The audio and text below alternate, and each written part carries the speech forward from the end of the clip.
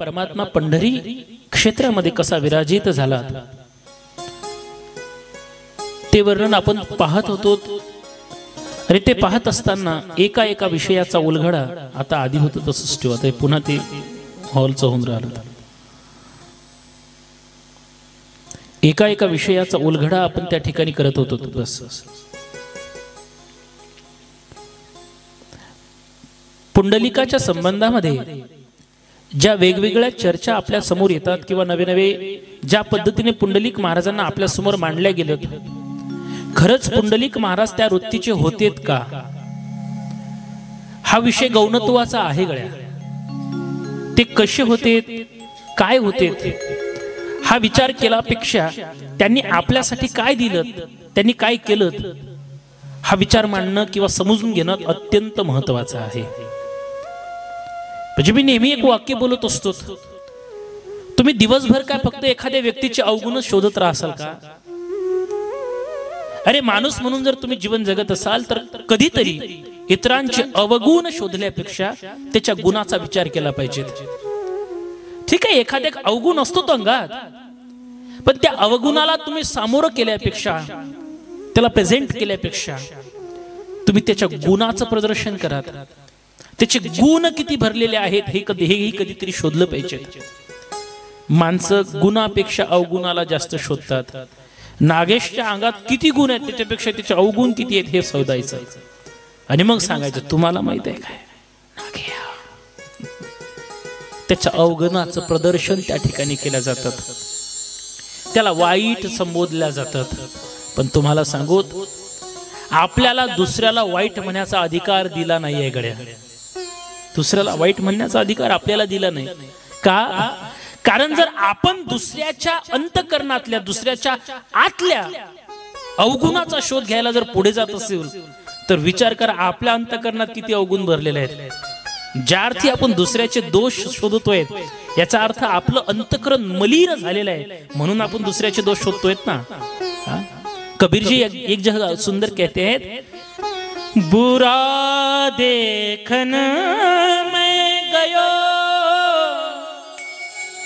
बुरा मिला नहीं को,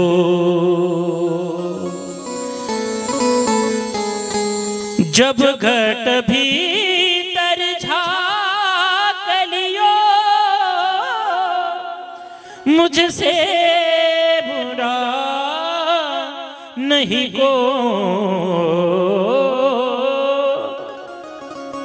कबीर जी म्हणतात, मी ज्या वेळेला दुसऱ्याच वाईट शोधायला गेलो तेव्हा लक्षात आलं, मी जर दुसऱ्याचे अवगुण शोधत असेल मी किती अवगुणी असलं पाहिजेत, किती अवगुणी असलं पाहिजेत. कारण दुसऱ्यातले अवगुण आपल्याला तेव्हाच दिसतात जेव्हा आपण अवगुणी असतो, आपण अवगुण असतो. पण तुम्हाला सांगूत का, दुसऱ्याच्या अवगुणाला कधीच सामोरे करत जाऊ नका, नवे नवे दुसऱ्याला दोष देत जाऊ नका. वंदनीय राष्ट्रसंत तुकडोजी महाराज तर एका ठिकाणी सुंदर सांगतात, गड्या जीवन तुला जगायचं असेल ना, सुलभ आणि चांगलं जीवन जगायचं असेल ना, तुला मी एक विनंती करतो, तुझ्या जीवनामध्ये तू कोणाची निंदाच करू नकोस. अवगुण फुले अंतरे दिसते,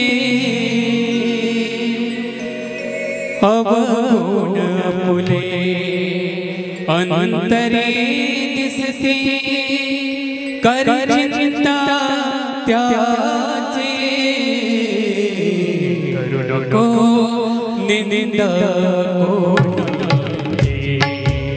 करुणा को निंदा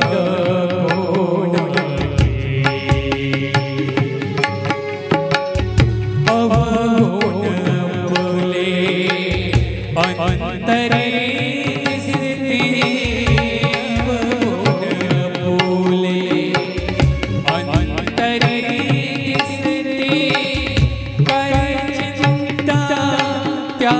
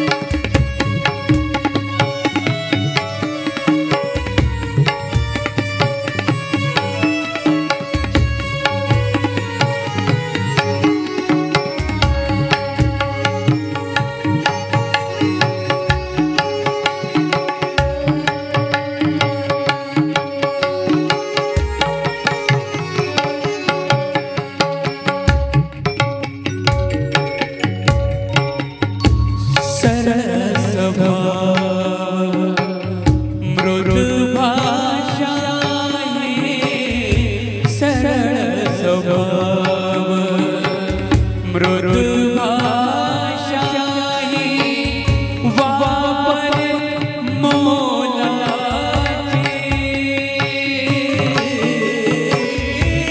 वापर मोलाचे सर्वांशी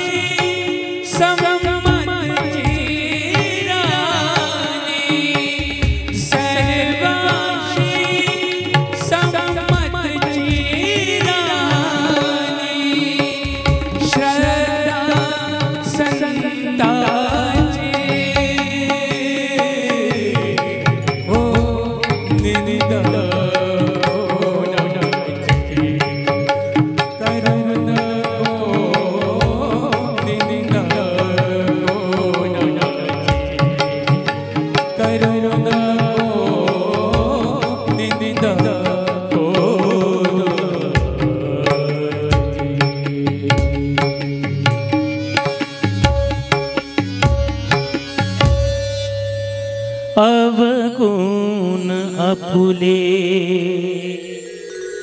अंतरी दिसती अवगुण आपुले अंतरी दिसती करी चिंता त्याची करी चिंता त्याची करू नको निंदा कोणाची करू नको निंदा कोणाची.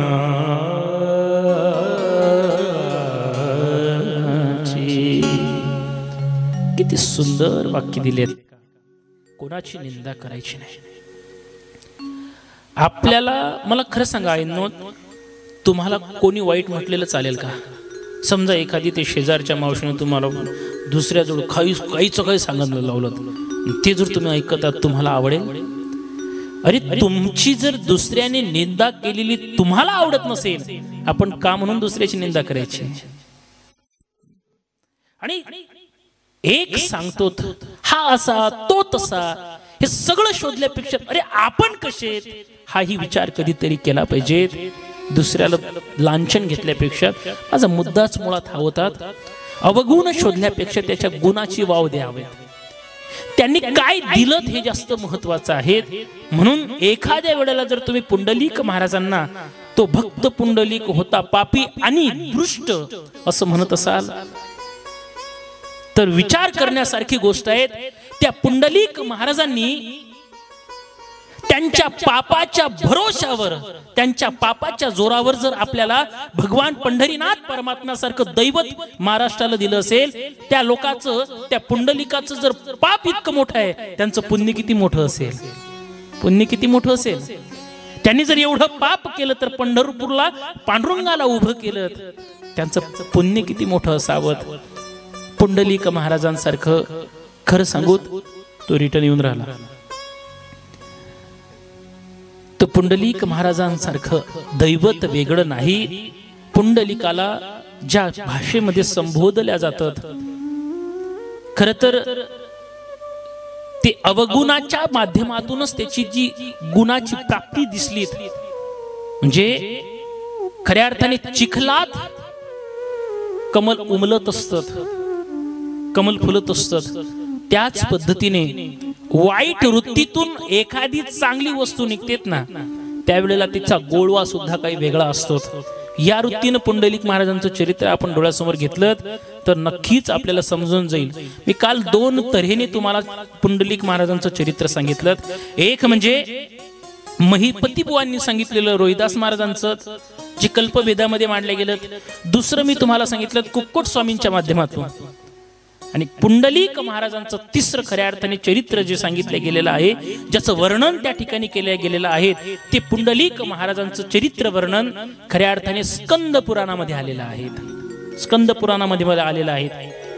आणि त्या स्कंद पुराण असं सांगतात पुंडलिक कसा होता. आसितपुरा द्वारपांते पुंडरीको महामुनी तपस्वाध्याय निरतो भक्तिमान गरुड ध्वजे सत्यवादी जित क्रोधो जितेंद्रिय गुण सदा. स्कंद पुराणामध्ये वर्णन केलेलं आहे. आसितपुर द्वारपांते पुंडरीको महामुनी. एक द्वापार युगाच्या शेवटी पुंडलीक नावाचा एक महामुनी जन्माला आलात. महामुनी स्कंद पुराण सांगते एक महामुनी जन्माला आलात जो तप साधना देव भक्तीमध्ये तल्लीन राहणार आहे, भक्तिवान आहे. आणि तो त्या चंद्रभागा मातीच्या तीरावर आपल्या माता पितांच्या समवेत कुठेही मोह माया न ठेवता त्या ठिकाणी वावर करतोय, राहतोय. तो त्या पद्धतीने राहतोय. कशा पद्धतीने माऊली ज्ञानोबा एका ठिकाणी ज्ञानेश्वरी मध्ये सांगतायत बघा. जो काम ना मात्रे न घेपे मोह मळे न लिंपे जैसे जडी न जळे शिंपे पद्मपत्र. ज्या पद्धतीने कमळ पाण्यात आहे पण पाण्याचा शितोळा सुद्धा त्याच्या अंगावर थोडा थेंब सुद्धा त्या ठिकाणी येऊ देत नाही, असा जो तो पुंडलीक महाराज त्याला कुठलाही मोहाचा स्पर्श नव्हता. जसं पाण्यात कमल राहतं पण पाण्याचा दव त्या कमलावर राहत नाही, तसा संसारामध्ये राहून सुद्धा पुंडलीक महाराजांच्या जीवनामध्ये त्या संसाराचा मोह झालेला नव्हता. त्या पुंडलीक महाराजांचं एवढं तप होतं, एवढी साधना होती का प्रत्यक्ष ब्रह्मदेवानी सुद्धा त्यांच्या भेटीला यावं. स्कंद पुराण सांगते ब्रह्मदेवानी सुद्धा त्यांच्या भेटीसाठी यावं. आणि ब्रह्मदेवानी भेटीला आलं का त्या ठिकाणी त्या दोघांची चर्चा व्हावी, त्या ठिकाणी त्यांचं संभाषण व्हावं. त्यांच्या वृत्तीला पाहून ब्रह्मदेव सुद्धा इतके संतुष्ट झाले. एक दिवस ब्रह्मदेवाने सुद्धा त्यांना सांगितलं की तुम्ही एक काम करा, तुम्ही तुमच्या आई वडिलांची सेवा करा आणि त्या आई वडिलांच्या सेवेचं फलित तुम्हाला असं प्राप्त होईल. एक दिवस कैवल्य निधान भक्तवत्सल भगवान तुमच्या भेटीसाठी आल्याशिवाय राहणार नाहीत. पितृ सुश्रया तुष्टो भगवान भक्तवत्सल आत्मत्मिच्छ दीर्घेन कालेन भवताश्रम. तू आई वडिलांची सेवा कर, एक दिवस तुझ्या भेटीला देव आल्याशिवाय राहणार नाहीत. आता ज्या वेळेला त्यांनी आई वडिलांचं स्मरण करून दिलं, पुंडलीक महामुनी आपल्या मायबापाची अंतकरणापासून सेवा करायला लागलेत. त्या सेवेच्या मागचं कारण सुद्धा तेच आहे. उपनिषद सुद्धा तेच सांगतात. मातृ देवो भव, पितृ देवो भव, आचार्य देवो भव. आपली हिंदू संस्कृती सांगते मायबाप हे आपलं पहिलं दैवत आहे. मी काल सुद्धा धावतं बोलून गेलो की भगवान परमात्मा प्रत्यक्ष मूर्ती रूपाने किंवा तो अंश रूपाने प्रत्येकाच्या ठिकाणी येऊ शकत नाही. आणि म्हणून तो त्याने आपला अंश असलेले माता पिता त्या घरामध्ये पाठवलेत, पोहोचवलेत. ज्या माता पित्यांच्या माध्यमातून तुम्ही आपण सहज त्या भगवंताला प्राप्त करू शकतो. धर्मशास्त्र सांगतात माय बापे केवळ काशी तिने न वजावे तीर्थासी. मायबाप आपली काशी आहे. या श्लोकाचा अर्थ काही लोक वेगळा अर्थाने धरतात. लोक म्हणतात महाराज मायबापच काशी आहे, त्याने काशीला नाही गेलं तरी चालते, असा त्याचा अर्थ नाही. मायबाप केवळ काशी त्याने न वजावे तीर्थाशी आहे. ते नव शब्द आहे की नाही, न विलंब करायचा, थोडासा त्याच्यात पॉइंट द्यायचे आणि नंतर स्वल्पविराम देत थोडं थांबून मग न वजावे तीर्थाशी. मायबाप केवळ काशी आहेत हे सत्य आहे, पण त्याने मायबापा याचा अर्थ असा नाही की त्यांनी तीर्थ सुद्धा सोडलं पाहिजे. तीर्थयात्रा नक्कीच करावी, पण जोपर्यंत मायबाप आपले आहेत ना जवळ, तोपर्यंत त्या मायबापाला त्यांनी मोठेपणा किंवा त्या ठिकाणी त्यांच्या सेवेमध्ये रममान राहावत, त्या मायबापांच्या सेवेमध्ये रममान राहावत. मी नेहमी सांगत असतो गड्यात, मायबाप हे मुलासाठी अख्खं जीवन झिजवतात, अख्खं आयुष्यभर त्या मुलासाठी खटाटोप करतात. एखाद्या वेळेला जर दिवाळीला मायला म्हटलं तू का ग साडी नाही घेतली, ते आई सांगते अहो साडी घ्यायला काही हरकत नाही, पण बाबूची आता फीज भरायची आहे आणि ती फीज भरायसाठी खऱ्या अर्थाने आपल्याकडे पैसे नाहीत, त्रास होऊ शकतो, त्याच्यापेक्षा मी साडी आज काय उद्या घेईल, पण आज मात्र माझ्या मुलाला हे पैसे कामात पडले पाहिजेत, ही करणारी माय आहे. स्वतःच्या पायातली चप्पल फाटते, त्याला छिद्र पडतात, त्या चपलीतून त्या ठिकाणी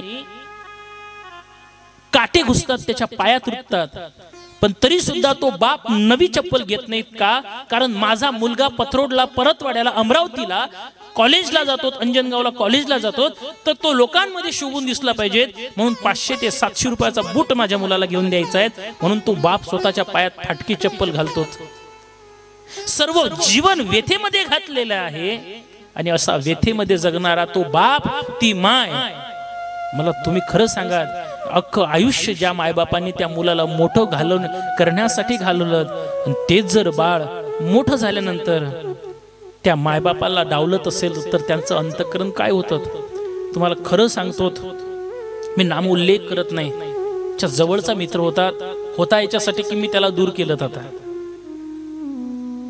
अहो मायबापांनी कष्ट करू करू करू त्याला लहानाचं मोठं केलं, शिकवलं, एवढं शिकवलं की त्याला देश सुद्धा कमी पडायला लागला. तो परदेशात गेला आणि परदेशात गेलेलं ते बाळ रात्रीच्या वेळेला मायबापांनी त्याला फोन करावात का?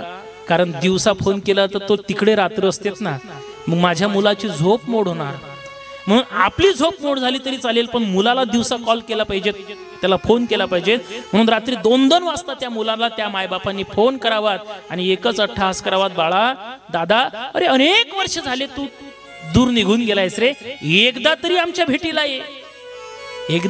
भेटीला ये. त्या मुलाने एकच सांगावं, आई बाबा आलो असतो, पण मला आता अजिबात वेळ नाहीत. मला वाटतं का ज्या मायबापांनी अख्खं आयुष्य त्यांचा सुखाचा वेळ तुझ्यासाठी घातला, त्यांच्यासाठी तुला वेळ नाही, बोलायला सुद्धा वेळ नाही, फोन रिसीव करत नाही तो.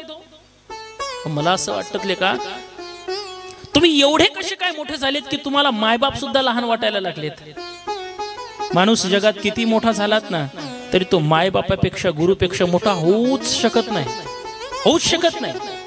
त्यांनी त्या मायबापाचे उपकार जाणणं अत्यंत महत्वाचं मोठं आहे. सगळ्या गोष्टीला विसरतो शकतो माणूस, मायबापाच्या उपकाराला नाही. त्यांच्यापेक्षा मोठा असूच शकत नाहीत. म्हणून आहे तोपर्यंत त्या मायबापाची सेवा करणं अत्यंत महत्वाचं आहे, अत्यंत महत्वाचं आहे. ते पोर जे मी सांगत होतो ना, त्या मायबापाच्या फोन मध्ये आलं तर नाहीच, पण शेवटी बाप खाली टाकावर वेळ आली, आम्ही त्याला फोन केला, लेखा तुझे वडील आता शेवटच्या स्टेपला आहेत, निदान त्यांना ते बाळू बाळू बाळू बाळू तुझं नाव घेत आहेत, दादा कुठे आहे, दादा कुठे आहे, कधी येणार, एकदा मरायच्या आधी त्यांना पाहून घे ना. त्यांनी म्हटलं असतं मला फार चांगलं वाटलं असतं, निदान व्हिडिओ कॉलचं तरी म्हटलं असतं बरं वाटलं असतं. तो म्हणायला लागलात, महाराज नाहीतरी मरतायत ना, मरू द्या ना, मग आताही ये ना. काय सांगावं राजा, ही अशी अवलाद, अशी मुलं, मला असं वाटते यांना जर डोळ्यासमोर फक्त आणि फक्त पैसा दिसत असेल ना, मी सांगतो तुम्ही किती जरी श्रीमंती कमवा, कितीही पैसा कमवा, गड्या कितीही धन दौलत कमवा, पण ज्याच्या घरामध्ये मायबाप सुखी नाहीत ना, मायबापासोबत 2 शब्द बोलल्या जात नाहीत ना, ते तुम्ही कमावलेली संपत्ती स्मशानवत आहेत, ती तुम्हाला सुख देऊ शकत नाही. आणि म्हणून अशासाठी मायबापांना स्नेह देणं हे अत्यंत काम महत्वाचं आहे. म्हणून ब्रह्मदेवाने त्याला सांगितलं, मायबापाची सेवा कर, मायबापाची सेवा कर. ब्रह्माजी जर सांगतायत याच्या मागे कारण असलं पाहिजेत ना हो. संत महात्मे देव भगवंत विनाकारण अशा पद्धतीचा अट्टहास नाही करत. भगवंताचे अंश म्हणजे मायबाप आहे आणि म्हणून अशा मायबापांची सेवा करण्याच्या उद्देशाने त्याने त्या ठिकाणी सांगितलं. आणि मग काय तर त्या ठिकाणी पुंडलिक महाराज अहोरात्र त्या मायबापांची सेवा करतायत. दिवस रात्र त्या मायबापांना हवं ते देतायत. मायबापाला तुमच्याकडून फार काही नसतं बरं लागत, काही त्यांना लागत नाही. त्यांना रोज मिष्टान्नाचं भोजन लागत नाही, त्यांना काजू बदाम लागत नाही. तुम्ही चटणी भाकर द्या ते गोळ करून खातील. फक्त मायबापांना एक अपेक्षा असते, माझ्या दादानी येता जाता माझ्यासोबत फक्त 2 शब्द गोड बोलावेत. काही गरज नाही मायबापाला तुमची बाकीची. तुम्ही लाख रुपये कमवा, तुमचे आई वडील तुम्हाला 1 रुपया मागणार नाहीत, 1 रुपया सुद्धा मागणार नाहीत. पण तरी सुद्धा 1 रुपया सुद्धा मागणार नाहीत. पण तरी सुद्धा फक्त त्यांची एक अपेक्षा असेल, फक्त माझं बाळ माझ्यासोबत रोज 2 शब्द बोललं पाहिजेत. त्यांच्यासोबत जर तुम्ही गोड बोललात ना, मी तुम्हाला सांगतो त्यांना दुसरं मिष्टान्न खाऊ घालायची गरज नाही. तुम्ही जर त्यांना सांगितलं, आई बाबा तुम्ही कशा आहात, तुमची तब्येत चांगली आहे ना, तुम्ही तुमच्या आरोग्याची काळजी घ्या, एवढं जरी तुम्ही बोललात ना, मी तुम्हाला खरंच सांगतो त्यांना कुठल्याच डॉक्टराच्या निदानाची गरज लागणार नाही. ते तसेच सुदृढ राहतात. त्यांना अपेक्षा फार नसते गळे, ते खाऊन खातात तरी काय. आणि फक्त एवढंच महत्वाचं आहे. म्हणून अहोरात्र पुंडलिक महाराज ब्रह्माजीला ज्या वेळेला सांगितलं, अहोरात्र आता त्या ठिकाणी मायबापांची ते सेवा करायला लागलेत. आणि सेवा करायचा परिणाम असा झाला, प्रत्यक्ष भगवान त्या ठिकाणी प्रकट झालेत. प्रकट झाल्यानंतर अगदी आनंद त्यांच्या अंतःकरणामध्ये झाला, खुश झालेत. खुश झाल्यानंतर भगवान परमात्मा सुद्धा म्हटले, देव पुंडलिका तुझ्या भक्तीवर मी प्रसन्न आहे, तुझे मायबापाची सेवा केली त्या भक्तीवर मी प्रसन्न आहे, बोल तुला काय हवंय. खरं सांगत काय मागावत पुंडलिक महाराजांनी. पुंडलिक महाराज म्हणतात, भगवान तुला द्यायचंय ना, कर्णो ते कथा श्रवणे, चक्षु ते रूप दर्शने, त्वन्मूर्ती दर्शने चेतो, जीवा त्वन्नाम संकीर्तने, शुश्रूषायां करो स्यात्वा, शिरत्वं पादवन्दने, पदो क्षेत्रगमने, देहस्त्वदास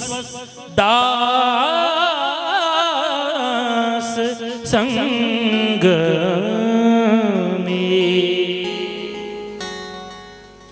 पुंडलिक महाराजांची मागणी आहे. पुंडलिक महाराज सांगतात, देवा मला तुला द्यायचं आहे ना, मला तुला द्यायचं ना, तुला द्यायचं असेल तर माझी एक इच्छा आहे, ते मला दे. तुझ्या कथेत माझे कान लागले पाहिजेत, माझ्या कानाला फक्त तुझी कथा ऐकायला मिळाली पाहिजे, माझ्या डोळ्याच्या समोर सदैव तूच असला पाहिजेत.